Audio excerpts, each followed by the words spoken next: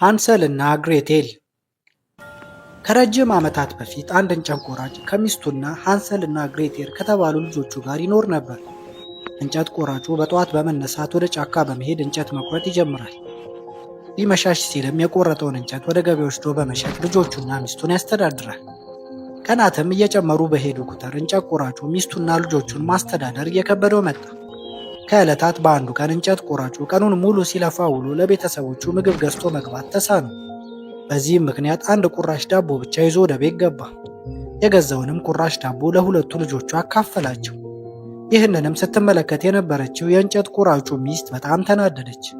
የእንጀራ እናታቸውም ስለነበረች ምግብ ልታካፍላቸው አልፈለገችም። የእንጨት ቆራጩ ሚስትም አንድ ነገር ማድረግ አለብኝ፣ ነገ እነዚህን መጥፎ ልጆች ወደ ጫካ ወስዳቸዋለሁ፣ በዚያም እተዋቸዋለሁ፣ ከዚያ እኔ በፍጹም አልራብም አለች። ነገር ግን ሃንሰል የእንጀራ እናቱን ንግግር ሰማ። እንጀራ እናቱ እስክትተኛ ከጠበቃት በኋላ ቀስ ብሎ ከቤት ወጣ። የሚያበሩ ድንጋዮችንም ኪሱ ሙሉ እስኪሆን ድረስ ሰበሰበ። ቀጥሎ ምንም እንዳልተፈጠረ ወደ አልጋው ገብቶ ተኛ። በማግስቱም ፀሐይ ከመውጣቷ በፊት የእንጨት ቆራጩ ሚስት ልጆቹን ቀሰቀሰቻቸው። ተነሱ ተነሱ፣ አባታችሁ በጣም ደክሞታል፣ ዛሬ እኛ ነን ጫካ ሄደን እንጨት ቆርጠን የምንሸጠው አለቻቸው። የእንጨት ቆራጩ ሚስት አባታቸው ከመንቃቱ በፊት ልጆቹን ይዘው ወደ ጫካ ሄደች። ሃንሰልና ግሬተር ከኋላ ይከተሏት ጀመር። የዚህን ጊዜ ሃንሰል በኪሱ የያዛቸውን የሚያበሩ ድንጋዮች ቀስ እያለ መሬት ላይ መጣል ጀመረ። ጥቅጥቅ ያለ ጫካ ውስጥም እንደደረሱ የእንጨት ቆራጩ ሚስት አሁን እዚህ ጋር ትጠብቁኛላችሁ፣ እኔ እንጨቶችን ሰብስቤ ወደ እናንተ አመጣለሁ አለቻቸው። ቀኑን በሙሉ ሃንሰልና ግሬተር የእንጀራ እናታቸውን ጠበቋት። የእንጀራ እናታቸው ግን አልተመለሰችም። ቀኑን መሽቶ ጨረቃ መውጣት ስትጀምር ግሬተር ማልቀስ ጀመረች። እንጀራ እናታችን ትታን ሄዳለች፣ አሁን ወደ ቤት መመለስ አንችልም አለች። ሃንሰልም ፈገግ አለ። እጇንም በመያዝ የጣላቸው ድንጋዮችን አሳያት። ድንጋዮቹም እየበሩ የቤታቸውን አቅጣጫ ያሳያሉ። ሃንሰልና ግሬተር ሌሊቱን ሙሉ በመጓዝ ቤታቸው ደረሱ። የቤታቸው በርጋም እንጨት ቆራጩ አባታቸው በሐዘን ተቀምጦ ነበር። ልጆቹንም ባየ ጊዜ በጣም ተገረመ። ሚስቱም ልጆቹን ተኩላ እንደበላበት ስለነገረችው በጣም አዝኖ ነበር። እየሮጠም አቀፋቸው። ወደ ቤትም አስገብቶ የቤቱ ምግብ በሙሉ ሰጣቸው። በማግስቱም የእንጨት ቆራጩ ሚስት ልጆቹን በጠዋት ቀሰቀሰቻቸው። ልጆች፣ አባታችሁ ስለ እናንተ በጣም ተጨንቋል፣ ኑ ጫካ ሄደን እንጨት ቆርጠን እንምጣ አለቻቸው። ሃንሰልና ግሬተር ወጥመድ እንደሆነ እያወቁ አማራጭ ስለሌላቸው ግን ተከተሏት። ሃንሰልም ከቤት ከመውጣቱ በፊት ቁራሽ ዳቦ ያዘ። የእንጀራ እናቱም ጥቅጥቅ ወዳለ ጫካ መራቻቸው። ሃንሰልም ቀስ እያለ የያዘውን ቁራሽ ዳቦ መንገድ ላይ በመጣል ተከተላት። ጥቅጥቅ ያለ ጫካ ውስጥም እንደደረሱ የእንጨት ቆራጩ ሚስት በድጋሜ አሁን እዚህ ጋር ትጠብቁኛላችሁ፣ እኔ እንጨቶችን ሰብስቤ ወደ እናንተ አመጣለሁ አለቻቸው። ቀኑን በሙሉ ሃንሰልና ግሬተር የእንጀራ እናታቸውን ጠበቋት። የእንጀራ እናታቸው ግን አልተመለሰችም። ቀኑን መሽቶ ጨረቃ መውጣት ስትጀምር ግሬተር በድጋሚ ማልቀስ ጀመረች። እንጀራ እናታችን ትታን ሄዳለች፣ አሁን ወደ ቤት መመለስ አንችልም አለች። ሃንሰልም መልሶ አትጨነቂ እቴ፣ የቤታችንን አቅጣጫ እንዲያሳየን ዳቦ እየጣልኩ ነበር በማለት ወደ ምልክቱ ወሰዳት። ነገር ግን የጣለው የዳቦ ፍርፋሪ በጫካ ውስጥ ባሉ እንስሳት እንዲሁም ወፎች ተበልቶ ስለነበር ምልክታቸው ጠፋባቸው።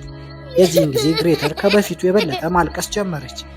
ግሬተርም ወንድሟን ምንድነው የምናደርገው አለችው። እሱም በቃ ራሳችን የቤታችንን መንገድ እንፈልግ አላት። ሃንሰልም የእህቱን እጅ በመያዝ በጫካው ውስጥ መጓዝ ጀመሩ። ከረጅም ጉዞ በኋላ ሃንሰልና ግሬተር በቸኮሌት እንዲሁም በተለያዩ አይነት ከረሜሎች የተሰራ ቆንጆ ቤት ተመለከቱ።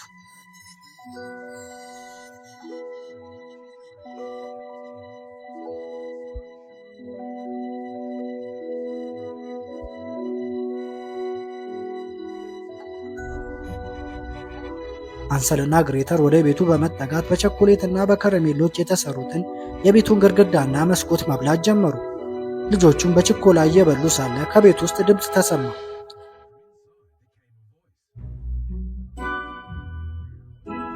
ማን ነው ቤቴን እየበላብኝ ያለው? ከቤት ውስጥም በጣም አሮጊት የሆነች ሴትዮ ወጣች። በልጆቹም ላይ ማፍጠጥ ጀመረች። ግሬቴልም ሴትዮዋን ባየቻት ጊዜ በድንጋጤ እየበላች የነበረውን ቸኮሌት ጣለችው።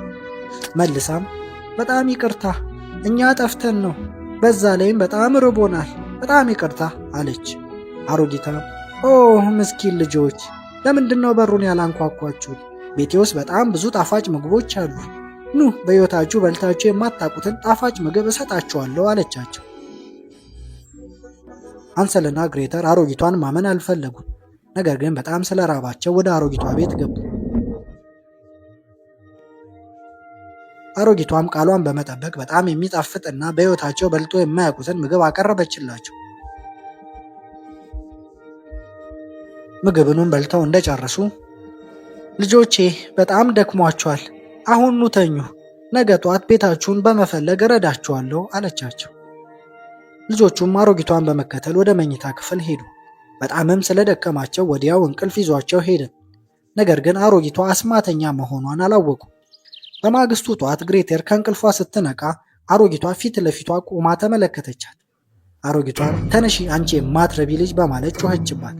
ግሬቴልም በፍጥነት ከአልጓ ወረደች። ቀጥላም ሃንሰል የት ነው ስትል አሮጊቷን ጠየቀቻት። አሮጊቷም እየሳቀች እጇን ወደ ሃንሰል ወደ ታሰረበት ክፍል ጠቆመቻት። ሃንሰልም በቤቱ የጥገኛው ጠርዝ ላይ ታስሯል። አሮጊቷም የሕፃን ልጅ ስጋ እንዴት እንዳማረኝ፣ ትንሽ ከወፈርክ በኋላ እበላሃለሁ።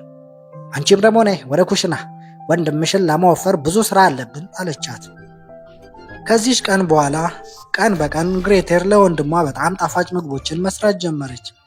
ሃንሰልም በታሰረበት ክፍል ውስጥ እንዳለ እንደ ንጉሥ ጣፋጭ ምግቦችን መመገብ ቀጠለ። በየዕለቱ ጧት ጧት አስማተኛው አሮጊት ወደ ሃንሰል ጋር በመሄድ እጅህን ዘርጋ፣ ለምግቤ ዝግጁ መሆንህን ላረጋግጥ፣ ትንሽ ወፍር ብቻ እበላሃለሁ አለችው። ሃንሰል ግን በጣም ጎበዝ ልጅ ስለነበር በእጁ ፋንታ ቀጭን አጥንት ይሰጣት ነበር። ጊዜያትም መሄድ ቀናትም ወደ ሳምንታት መቀየር ጀመሩ። ነገር ግን አሮጊቷ ሃንሰል ላይ ምንም አይነት ለውጥ አላየችም። ከበቂ ጊዜ በላይ በመጠበቋ ምንም ይሁን ምንም ሃንሰልን ለመብላት ወሰነች። ግሬቴልንም በመጥራት ይህንን ማንደጃ በደንብ አያያዡ፣ እንጨትም ጨምሪበት፣ ዛሬ ወንድምሽን አብስዬ በለዋለሁ አለቻት። ግሬቴልም በጣም በመፍራት ዝም ብላ አሮጊቷን ተመለከተቻት። እሳቱ በደንብ ከተቀጣጠለ በኋላ አሮጊቷ ግሬቴልን እስቲ ወደ ማንደጃው ተጠግተሽ ምግቡ ለማምሰል በደንብ እንደሞቀ አረጋግጪ አለቻት። ግሬቴልም አንድ እርምጃ ወደፊት ከሄደች በኋላ ቆመች። እባክሽ እንዴት አድርጌ ማረጋገጥ እንዳለብኝ አላውቅም፣ እባክሽ አሳይኝ አለቻት። አሮጊቷ ብትናደድም ለግሬተር ለማሳየት ወደ ማንደጃው ሄደች። ማትረቢ ልጅ በደንብ ተመልከቺ፣ እንዴት አድርገሽ እንደምታረጋግጪ አሳይሻለሁ ብላ ተቆጣቻት። አስማተኛዋም አሮጊት እሳቱን ለማረጋገጥ ወደ ማንደጃው በደንብ ተጠጋች። የዚህን ጊዜ ግሬተር ባለ በሌላ አቅሟ አሮጊቷን ወደ እሳት ውስጥ ገፈተረች። አሮጊቷም እየጮኸች ወደ እሳት ውስጥ ወደቀች። ግሬተርም የዚህን ጊዜ ቶሎ ብላ የማንደጃውን በር በውጭ በኩል ቆለፈችበት። አሮጊቷም በእሳት ስትቃጠል በታላቅ ድምፅ ጮኸች። ግሬቴልም ጊዜ ሳታጠፋ ቶሎ ብላ ወደ ወንድሟ ዘንድ ሄደች። ከታሰረበትም አስፈታችው። በስተመጨረሻም ሁለቱም ከአሮጊቷ አስማተኛ ነፃ ወጡ። ሁለቱም ቤቱን መፈተሽ ጀመሩ። ሃንሰልና ግሬተር በእያንዳንዱ ክፍል ውስጥ እጅግ ብዙ ወርቆችና ጌጣጌጦች እንዲሁም የከበሩ ድንጋዮችን አገኙ። የሚችሉትንም ያህል ከሰበሰቡ በኋላ ከአሮጊቷ ቤት ወጡ። ቤታቸውንም ለመፈለግ በጫካ ውስጥ መጓዝ ጀመሩ።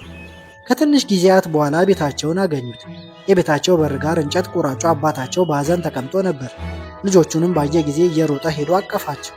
አባታቸውም ልጆቼ ሆይ የሞታችሁብኝ መስሎኝ በጣም ፈርቼ ነበር። የእንጀራ እናታችሁ ክፉ እንዳደረገችባችሁ እንዳወቅ ወዲያው ከቤት አባረርኳት አላቸው። አባታቸውም ልጆቹ ያዩትን መከራ በአግራሞት ሰማ። እንዲሁም ያመጡትን ጌጣጌጥና ሀብት ለአባታቸው አሳዩት። አባታቸውም ባየው ነገር እጅግ ተገረመ፣ በደስታም አቀፋቸው። ከዚያን ቀን በኋላ ሃንሰልና ግሬተር ከአባታቸው ጋር በደስታ መኖር ጀመሩ።